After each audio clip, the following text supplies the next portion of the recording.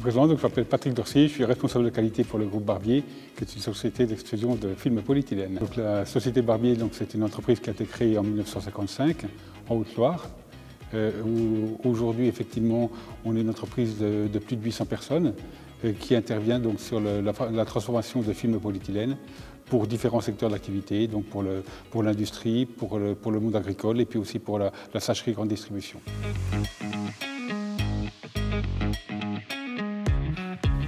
Alors, le besoin, c'est vrai qu'entre la loi AGEC qui date de 2020 et qui vise à économiser les ressources non renouvelables, la mise en place d'une plateforme Polycert Europe qui vise effectivement à rationaliser et à organiser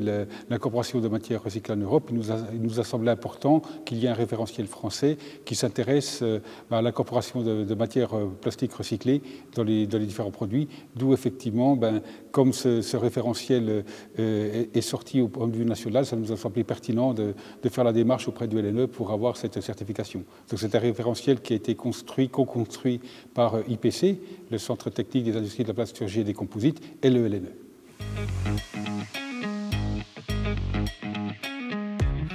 Alors, la prestation du LNE, c'était de réaliser donc un audit de certification sur ce référentiel, couplé à un audit de certification ISO 9001.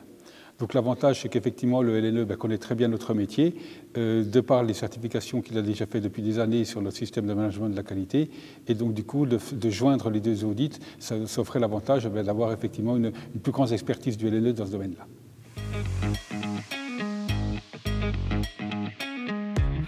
Alors, ce que nous avons apprécié de la prestation du LNE, c'est effectivement le fait qu'ils connaissent très bien notre métier, puisqu'il intervient chez nous depuis de nombreuses années, et puisqu'effectivement, même la première marque NF, on l'a obtenue en 1984 avec le LNE. Donc ça fait effectivement quelques décennies que le LNE vient dans nos usines et puis intervient aussi bien sur les référentiels propres à des produits, tels que les marques NF et marques NF Environnement, qui justement contiennent des matières recyclées, donc il y a une certaine synergie avec l'incorporation de MPR, ce nouveau référentiel, et puis également donc, en termes de certification ISO 9001, puisque nos sites de recyclage et nos sites de transformation sont certifiés ISO 9001.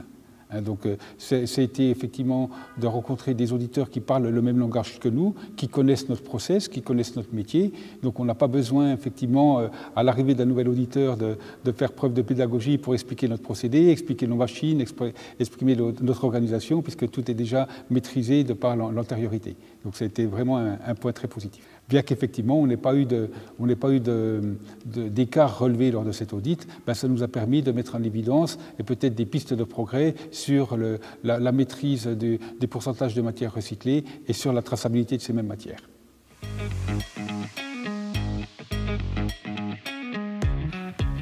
Donc les bénéfices que nous apporte cette certification, c'est essentiellement effectivement d'avoir un organisme indépendant qui vienne attester de la véracité de nos déclarations sur le taux d'incorporation de matières recyclées. Parce qu'effectivement, dans notre métier, il n'est pas possible de déterminer par des analyses physiques ou par des analyses chimiques quelle est la teneur exacte en matières recyclées. Donc tout repose sur la bonne foi du fabricant qui déclare un certain pourcentage. Et l'avantage d'un organisme indépendant, c'est qu'il est venu effectivement vérifier dans nos usines, vérifier que ce que l'on revendique, on le réalise, c'est-à-dire que l'on dit ce que l'on fait et l'on fait ce que l'on dit. Et donc à ce moment-là, ça donne un crédit supplémentaire. Et ce que l'on espère, c'est qu'effectivement ce crédit-là, il a une plus grande portée et que demain, nos clients exigent cette certification de la part du LNE pour effectivement avoir confiance dans les allégations que l'on peut faire pour commander un produit qui contient effectivement le pourcentage de matière recyclée annoncé. Et qui demain aussi peut être un moyen de développer notre métier et de faire en sorte que l'on soit reconnu et que les bénéfices environnementaux de l'incorporation de matières recyclées soient effectivement un état de fait et que ça nous permette de développer nos activités.